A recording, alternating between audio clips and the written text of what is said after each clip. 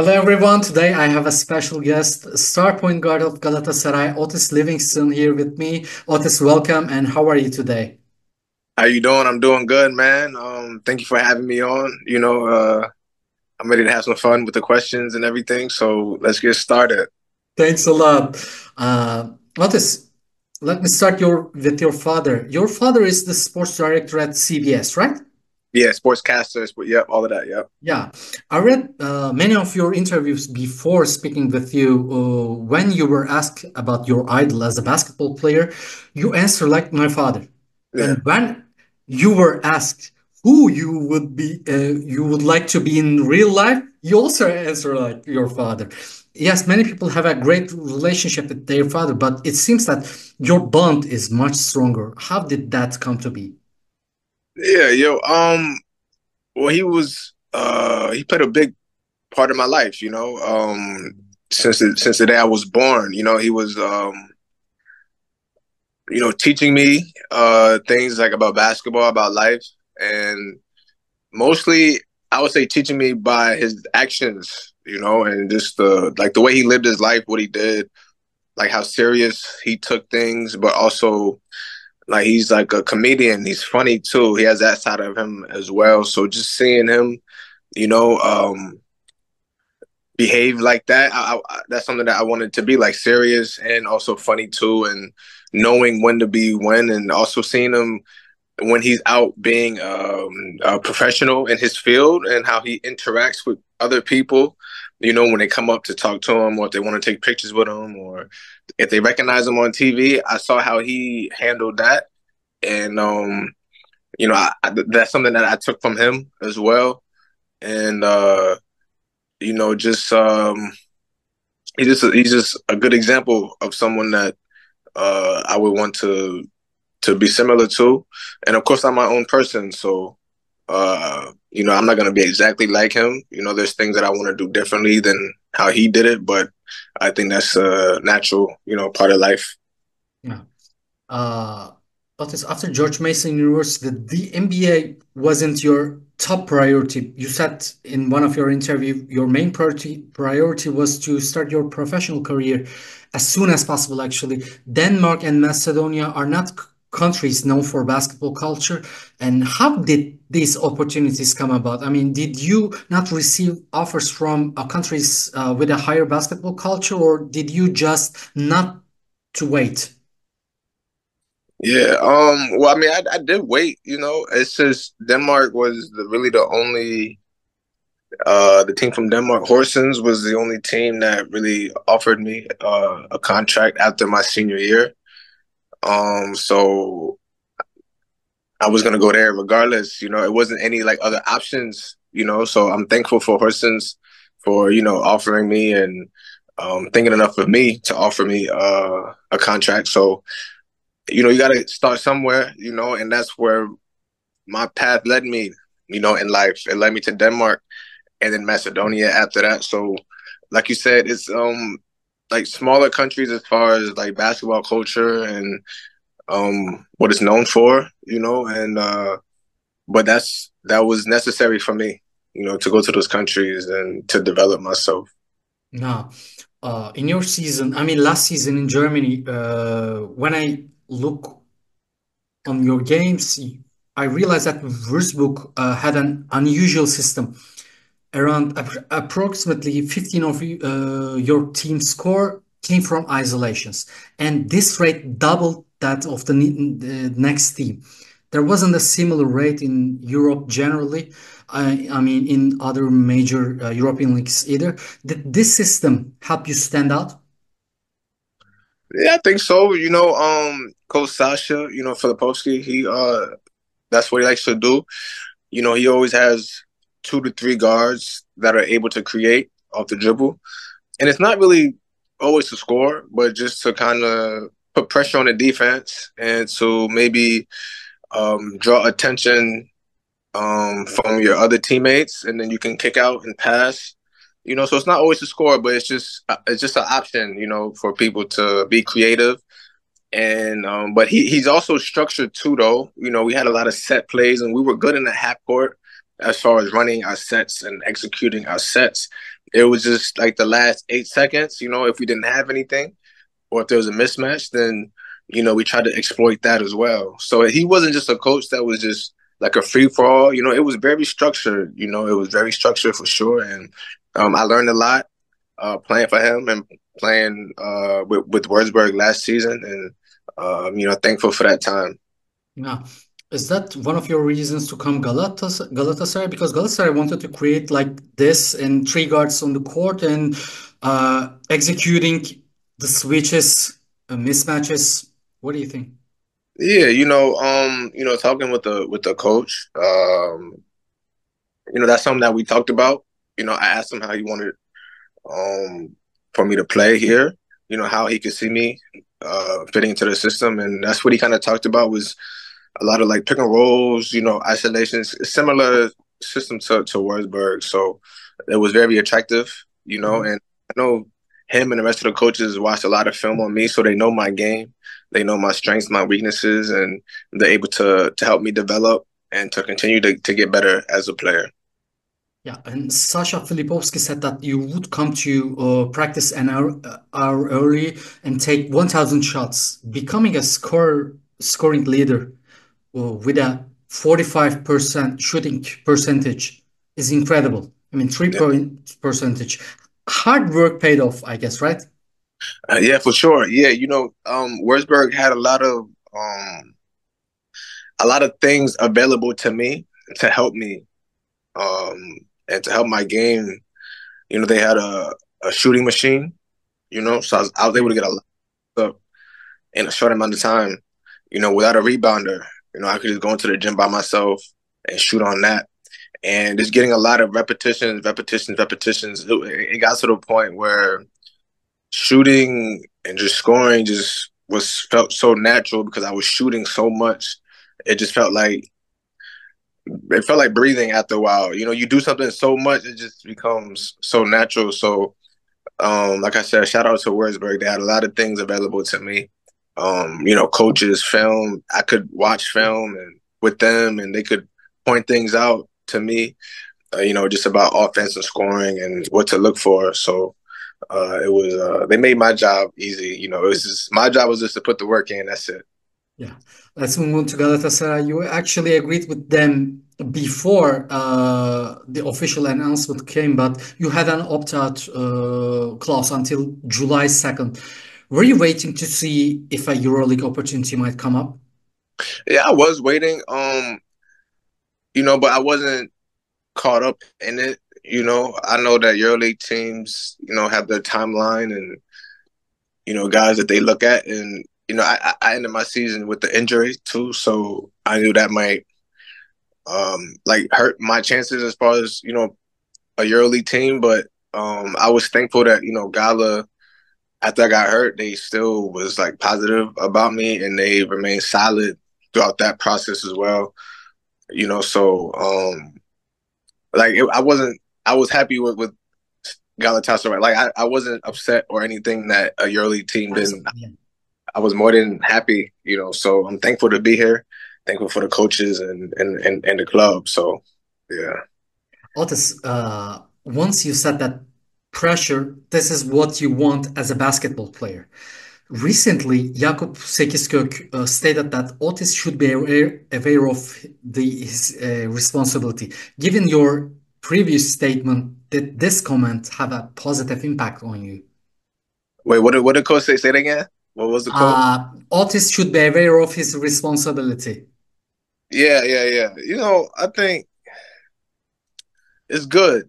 It's good. I don't take too much into it or read too much into it. I think I do have a lot of responsibility, and that's a privilege. Not a lot of players can say that.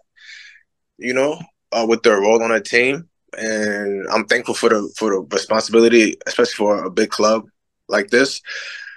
And of course, it's some pressure there, and you want to deliver every single time. And as a scorer, some nights it's going to be a little off, So I try to, when those nights happen, I try to do the other things on the court to try to help my team win, even if I'm not scoring as well.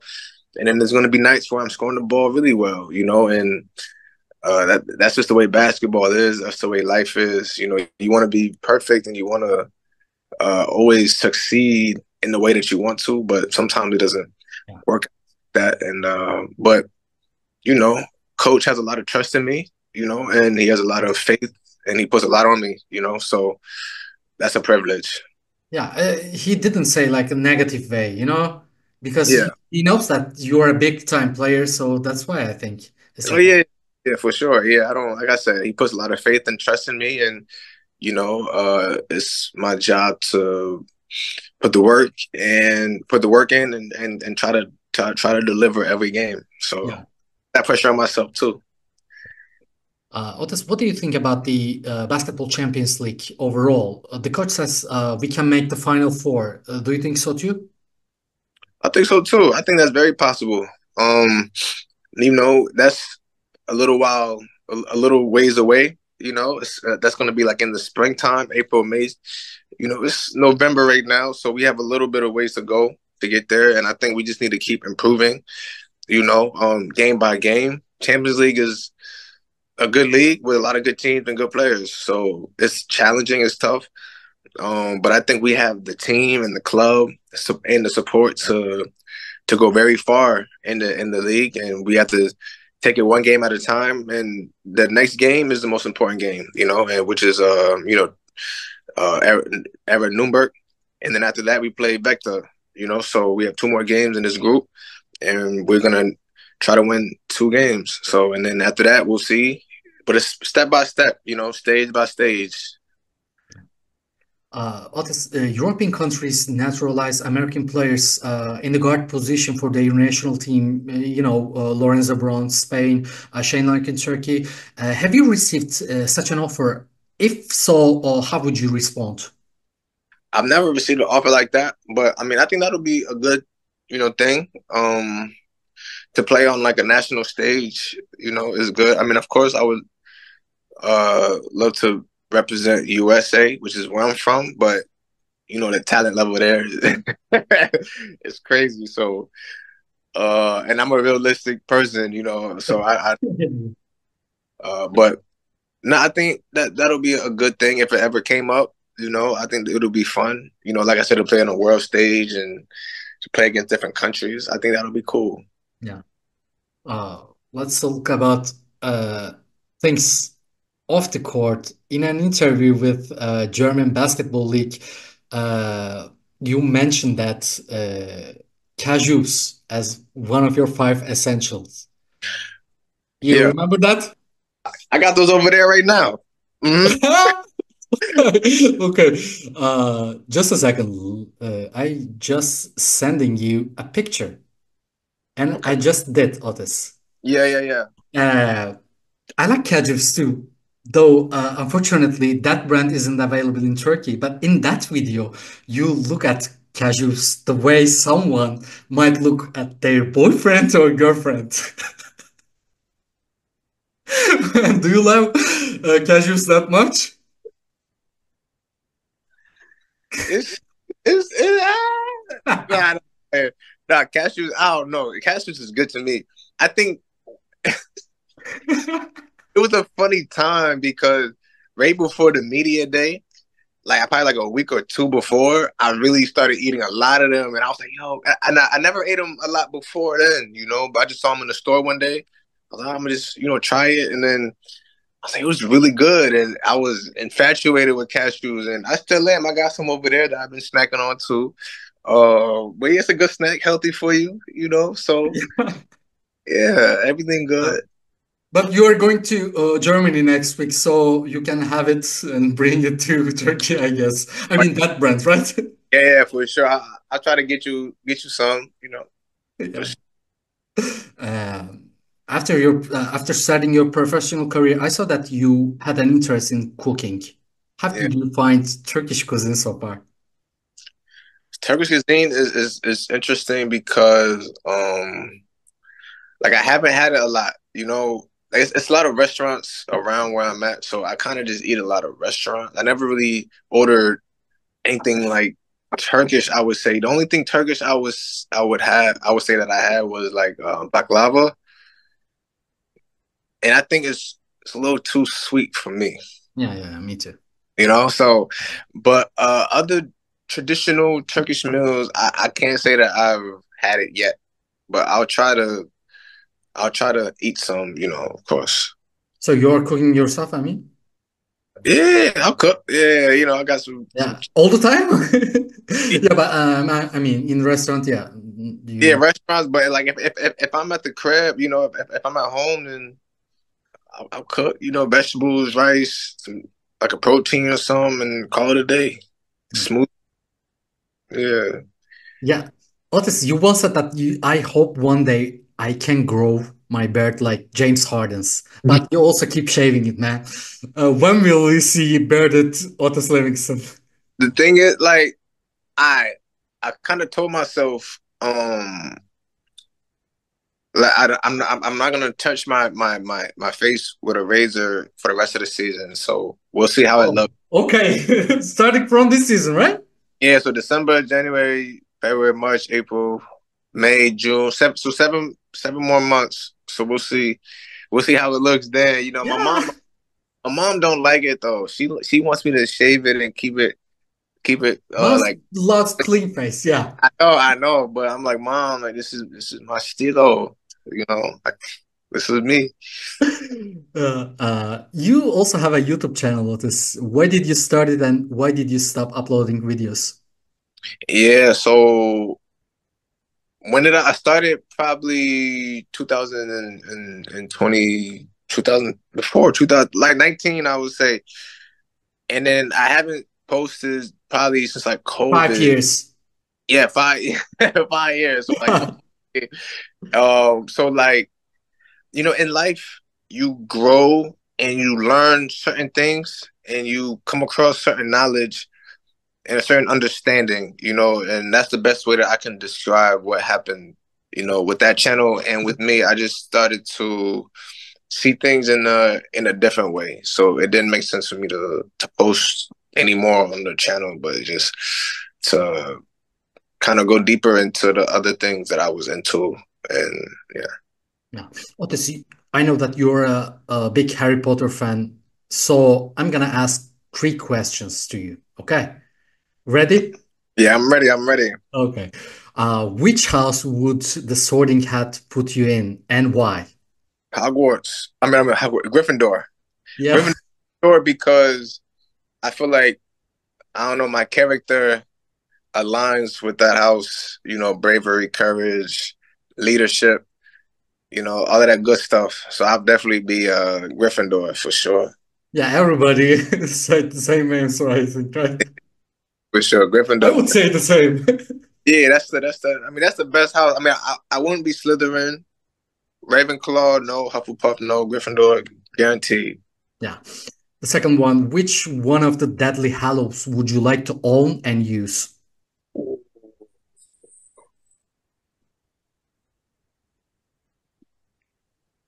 Ooh, wait. I would say the invisibility cloak. I would say that one. Yeah, good one. Good Yeah, one. I would say that. I've thought about it too a couple of times, but I would. I think the invisibility cloak would be fine for me. Yeah. And what's your favorite of the seven Horcruxes? My favorite of the seven. Um,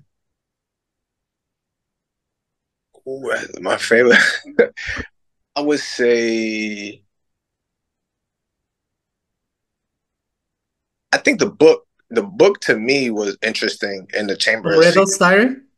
Yeah, the book, yeah, the diary, yeah, the diary was interesting. That was, I think that was interesting because he was able to kind of see like back in time, and Voldemort was able to kind of like affect Harry through a book. So it was that whole movie, the Chamber of Secrets as a whole was an interesting concept Yeah. and movie. So I think that'd be my favorite one. That really captured my mind for sure. Otis, now quick fire questions. Let me start. it won't take too much time. The best coach you have worked with so far? Oh, the best coach. Yeah. I can't. I can't say one. I'll say two though. I'll say Phil Colicchio, my high school coach. And then Sasha Filipovsky. Yeah. When you shoot the ball, do you look the ball or the net? I look the net. I don't look at the ball. The toughest defender you have ever faced? Javon Best. Yeah. He's tough for sure. And the offensive player you have had the hardest time defending? Ooh. Man, that's tough too. I pitched a lot of great players. I would probably say Javon Jackson. He was at Tübingen last year, and now he's at Würzburg this year. He's the point guard. He was tough. It was real. The hardest working player on the team? On Gala? Yeah. Besides me? Besides me, I can't say the hardest work. We all work hard. Everybody does what they're supposed to do, you know, what their body allows them to do. You know, throughout the season, you're gonna have, you know, certain like little injuries, and you're not able to really work as hard as you want to because you need to take care of your body, you know, especially playing in two leagues. So everyone is kind of different, but we all work hard and we all try to do what we need to do to be available on the court, you know. So I would say everyone. What's your favorite district in Istanbul? My favorite what street? District. Oh, district in Istanbul. I like Galatasaray. It's a lot of restaurants. It's right by the water. The view is nice. I would say that's my favorite like area. Yeah. And the last one, what's the one Turkish word or phrase you have picked from your teammates? Turkish is hard, man. So it's kind of hard to pick up words, but I would say like Baba. Baba, father? Yeah, Baba, or like just like. Do you call someone from the team Baba? Yeah, they say, "Hey, Baba, or what's up?" You know. Yeah, I like it. You know, it's cool. You know, it's like a friendship type of thing. You know, so yeah. Otis, that's all. Thank you again. It was a pleasure. Yeah, no problem, man. Thank you for having me. It was fun. Thank you. Really. I wish you good luck for the rest of the season, and I'll see you soon. Yes, sir. Thank you. I appreciate it. Have a good day. You too.